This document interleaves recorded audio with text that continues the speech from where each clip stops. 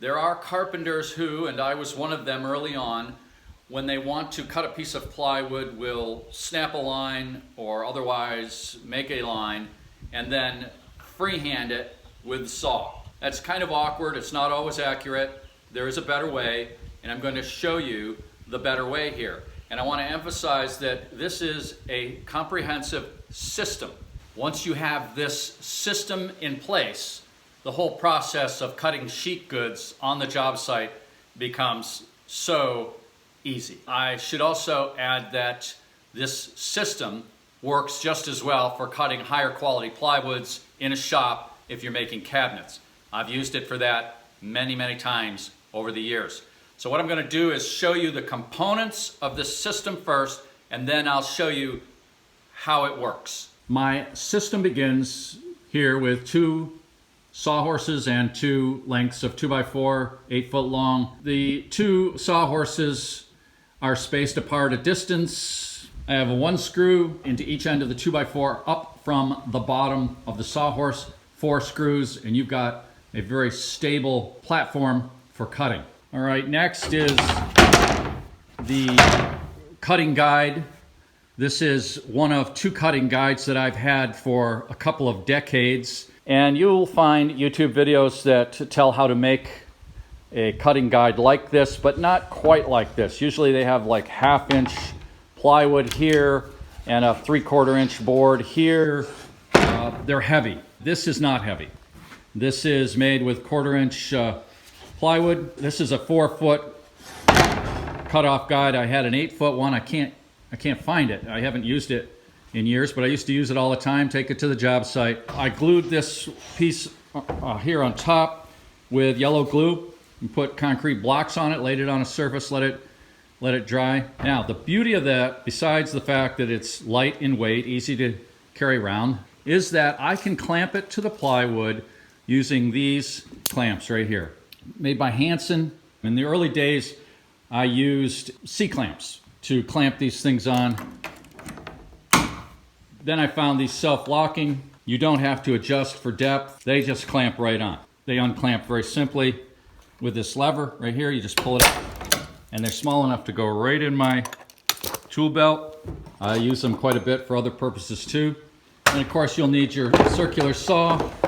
This saw here is plenty adequate, but I'll tell you something. This distance here used to be out here. Used to be more, because I had an old Rockwell that had a wide base.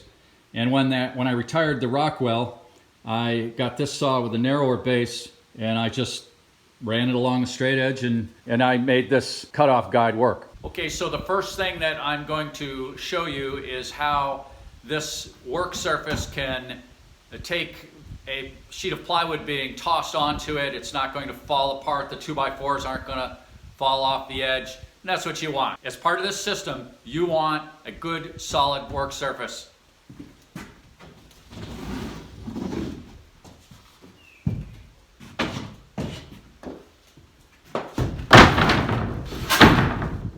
For demonstration purposes, I'm just going to use this smaller sheet of plywood. And what I want to tell you first of all is that you have to set the depth of your saw blade.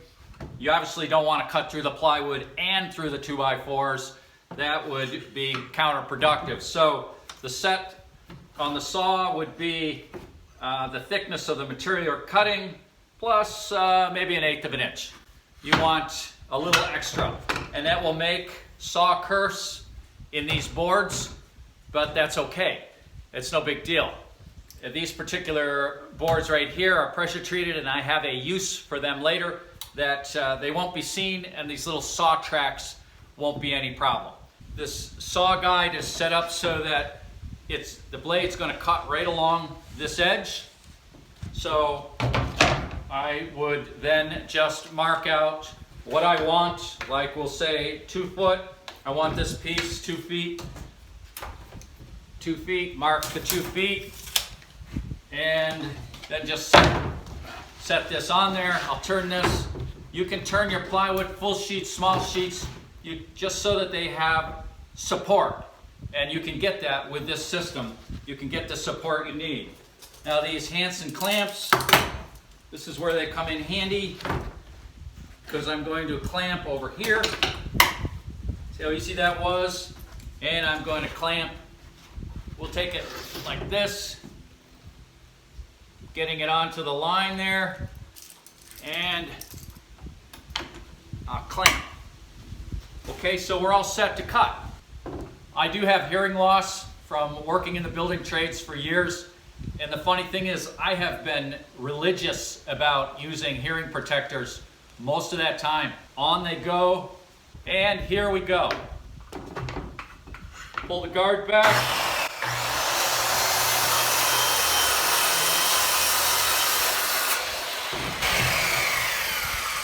Perfectly straight, perfectly easy.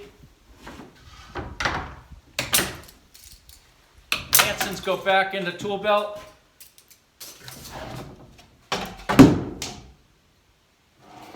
That's it.